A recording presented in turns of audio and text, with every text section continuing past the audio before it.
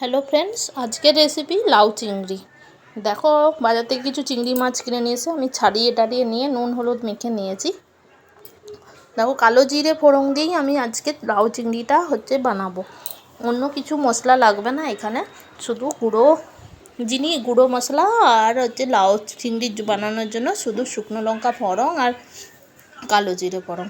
দেখো, প্রথমে চিংড়ি মাছগুলো আমি ভেজে তুলে নিয়েছি। তো ভেজে তুলে নেওয়ার পরে কড়াইয়ে একটা শুকনো লঙ্কা ফোড়ন দেবো আর কালো জিরে দেবো। অন্য কিছু দিয়ে আর চিংড়িটা বানিও না, এটা একবার করে তোমরা অন্য রকমভাবে তরকারি বানিয়ে খাও, একবার লাউ চিংড়ি বানিয়ে একবার ট্রাই করবে। তো লাউটা ভেজে নেওয়ার পরে আমি নুন হলুদ স্বাদ মতো, জিরে পাউডার ধনে পাউডার আর একটু লাল মির্চ একটুখানি পাউডার দিয়ে দিও। তোমরা যদি না চাও নাও দিতে পারো।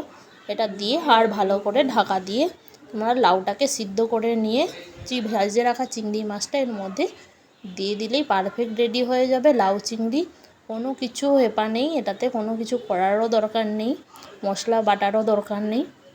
এরকম করেই একবার খেয়ে দেখো তোমরা। আর উপর থেকে একটু ধনে পাতা ছড়িয়ে নিলেই একদম পারফেক্ট কালো জিরে ফোড়ন দিয়ে লাউ চিংড়ি। অবশ্যই তোমাদের যদি ভালো লেগে থাকে তাহলে একটা কমেন্ট করে দিও। Thank you.